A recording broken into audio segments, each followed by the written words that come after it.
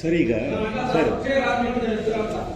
ಈಗ ರಾಜ್ಯದ ಈ ಕಾಂಗ್ರೆಸ್ ಸರ್ಕಾರದಲ್ಲಿ ಏನು ಕಿತ್ತಾಟ ನಡೆದಿದೆ, ಇಲ್ಲಿ ಯಾರು ಇವಾಗ ಮುಖ್ಯಮಂತ್ರಿ ಆಗ್ಬೋದು ಅನ್ನೋ ಒಂದು ನಿಮ್ಮ ಒಂದು ನಿರೀಕ್ಷೆ ಇದೆ ಅಥವಾ ಏನೋ ಒಂದು ಪ್ರೆಡಿಕ್ಷನ್ ಏನು ಹೇಳ್ತೀರಾ? ನಾನು ಸ್ಪಷ್ಟವಾಗಿ ಹೇಳಲಿಕ್ಕೆ ಇಷ್ಟಪಡ್ತಾ ಇದ್ದೇನೆ. ಡಿ.ಕೆ. ಶಿವಕುಮಾರ್ ನಾನು ಮುಖ್ಯಮಂತ್ರಿ ಆಗಬೇಕು ಅಂತ ಕೇಳುವುದರಲ್ಲಿ ಖಂಡಿತ ಯಾವುದೇ ತಪ್ಪಿಲ್ಲ. ನಿಜವಾಗಿ ಡಿ.ಕೆ. ಶಿವಕುಮಾರ್ ಮುಖ್ಯಮಂತ್ರಿ ಆಗಬೇಕು ಅಂತ ಅವರ ಬೇಡಿಕೆ ಇದೆಯಲ್ಲ, ಅದು ಸಮಂಜಸ. ಒಬ್ಬ ಅಧ್ಯಕ್ಷನಾಗಿ ರಾಜ್ಯದಲ್ಲಿ ಕಳೆದು ಹೋದಂಥ ಅಧಿಕಾರವನ್ನು ತಂದಂತವ ಅವ ನನಗೆ ಮುಖ್ಯಮಂತ್ರಿ ಸ್ಥಾನ ಕೊಡಬೇಕು ಅಂತ ಹೇಳುವುದರಲ್ಲಿ ತಪ್ಪೇನು? ಅದರಲ್ಲಿ ತಪ್ಪಿಲ್ಲ. ಆದರೆ ಇವತ್ತು ಎಲ್ಲಿವರೆಗೆ ಈ ಒಂದು ಜಗಳಗಳು ನಡೆದಿದೆ, ನನ್ನ ಅಸೆಸ್ಮೆಂಟ್ ಪ್ರಕಾರ ಇವತ್ತಿನ ಜಗಳ ಏನಿಲ್ಲ.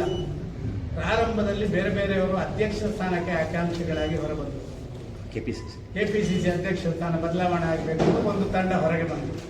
ಅದನ್ನು ಆಗ ಕೌಂಟರ್ ಅದಕ್ಕೆ ಹಾಕಿ ನನಗೆ ಮುಖ್ಯಮಂತ್ರಿ ಸ್ಥಾನ ಬೇಕು ಅಂತ ಇವರು ಆಲ್ಟರ್ನೇಟಿವ್ ಕಲ್ಲು ಹೊಡೆಯುವಂಥ ಕೆಲಸ ಕಾರ್ಯಗಳು ಮಾಡಿ, ಇದಾದ ಮೇಲೆ ಮುಖ್ಯಮಂತ್ರಿಗೆ ನಾನು ಅರ್ಹ ಅಂತೇಳಿ ನಿಮ್ಮೂರಿನ ಪರಮೇಶ್ವರ್ ಇರ್ಬೋದು, ನಮ್ಮ ಜಾರಕಿಹೊಳಿ ಅವರು ಇರ್ಬೋದು, ಮಾಧವಪ್ಪ ಇರ್ಬೋದು, ಎಲ್ಲರೂ ನಾನು ಕೂಡ ಮುಖ್ಯಮಂತ್ರಿಗೆ ಅರ್ಹ ಅಂತ ಬಂದರು.